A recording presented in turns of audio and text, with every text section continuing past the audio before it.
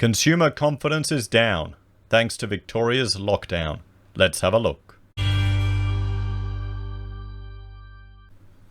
Hello everyone, Florian.Heise here and welcome to another episode of Heise Says.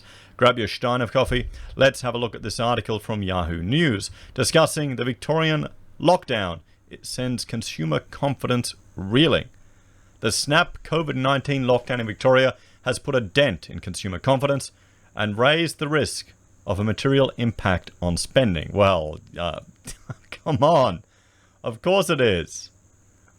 I feel sorry for anyone in a retail-facing business that now, if you're a cafe or restaurant owner, what are you going to do? If suddenly, boom, you get a lockdown from one day to the next, what about all the food stuff you've ordered? What if the stuff that isn't going to have a shelf life long enough, what, is the government going to compensate you for all your lost product? No, of course not. It's going to be interesting now because you've got to factor that into running a business. That's just the element of risk. The more often this happens, the more this is going to be expected in the future for anything else. Is this going to become part of normal living? Is this going to become part of the strategies to deal with illnesses? We need to get a panel of experts to really replace the chief health officer, so at least there's a multitude of opinions put forward. Andrews is nominated for a leadership award. What, for taking advice from one expert? Great. Okay, is that leadership? The ANZ Roy Morgan Consumer Confidence Index dropped 1.3% nationally in the past week and 5.4% in Melbourne. Expectations for future financial conditions tumbled 2.8%, the sharpest decline in over 7 weeks. The Victorian lockdown will undoubtedly have a material impact on spending, ANZ Head of Australian Economics, David Plank said. However, he expects spending will rebound quickly when the lockdown eases. And despite the latest downturn, confidence remains close to its long-run average. Well, is that just because of the naivety of Australian people? How we've never experienced a recession, or the last one was 28 years. This is going to take some time for this to work through the economy. And remember, the economy is completely juiced up on government stimulus, everyone. This isn't natural. I was talking to my building certifier the other day. He's flat out. Flat out. And I said, did you ever think after the first recession in 28 years, you'd be flat out and crazy busy?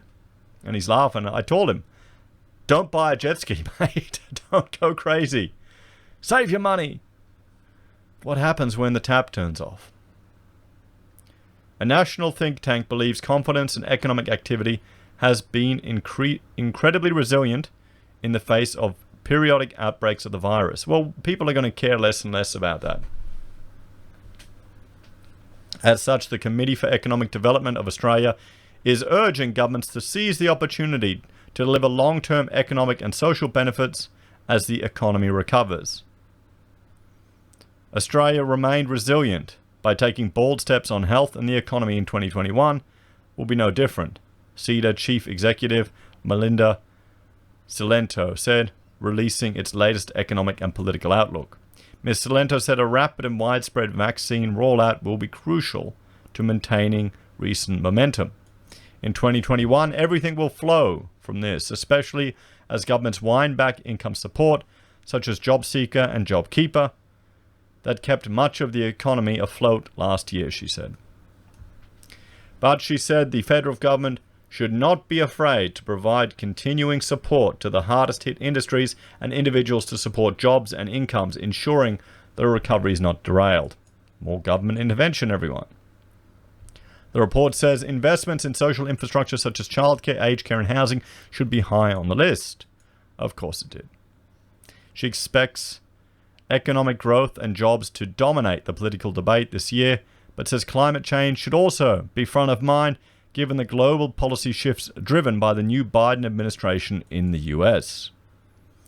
While the federal government is moving towards committing Australia to a net zero emissions by 2050, oh boy, and embracing the goal as soon as possible, and outlining more ambitious policies to get Australia there, would build confidence among business and the broader community, she said. I wonder if they'll actually seriously consider nuclear power generation as an option here in Australia.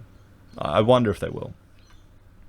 CEDA is holding a 2-day online conference starting on Tuesday featuring economists and political commentators, with a keynote speaker by the Australian US Ambassador Arthur Sinodinos on Wednesday.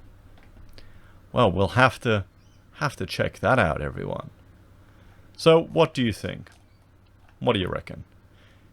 Let's jump over to Roy Morgan and we'll have a look at some of the numbers here for this survey. So, hang on. So the results now are 1,000. Oh, sorry. Hang on. We'll jump over here. What am I doing? I can't work it. I'm definitely becoming a boomer.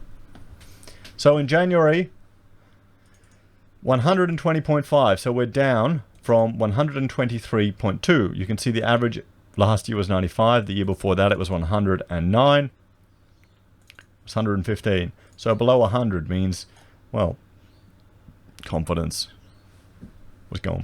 was below. More people were pessimistic than optimistic. And if we have a look here, we can see the weekly results. And this is how they do it. They interview people and they ask them these questions. So, the first question. Would you say you and your family are better off financially or worse off than you were at this time last year? So that's the question.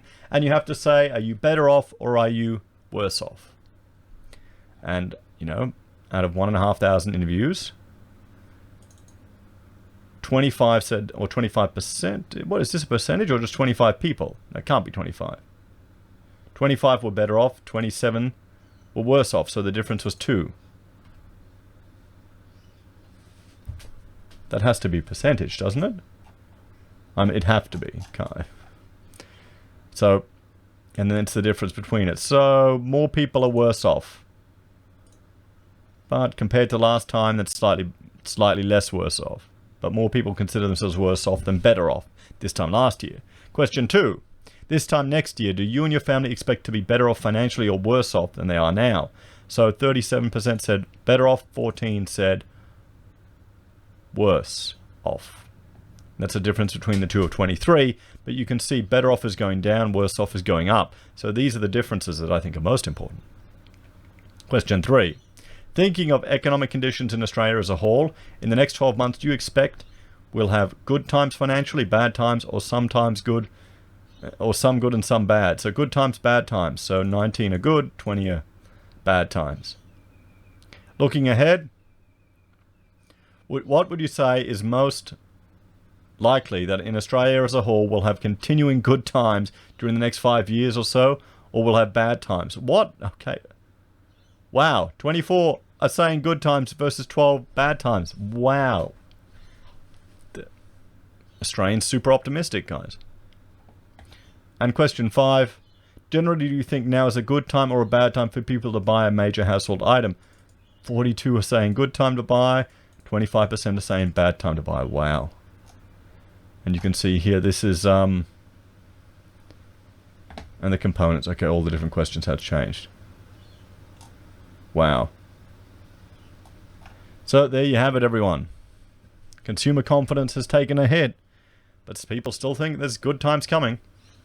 All thanks to that Victorian lockdown. What do you think, everyone? What's your consumer confidence? Do you think, next year will be better or worse? It's probably a good question to ask for the community post. Anyway, guys, thanks for watching. Please like, share, subscribe to the channel. If you're a fan and enjoy the content I cobbled together here, there are a few ways you can support us. You can join the channel on YouTube or Patreon. You can support us using our affiliate links from Amazon, eBay, Independent Reserve, or AussieBroadband. You can buy merch from HeiseSays or Gold Pass or Teespring. Use Gold Pass or the Perth Mint. Take care, and I'll see you next time. Bye for now.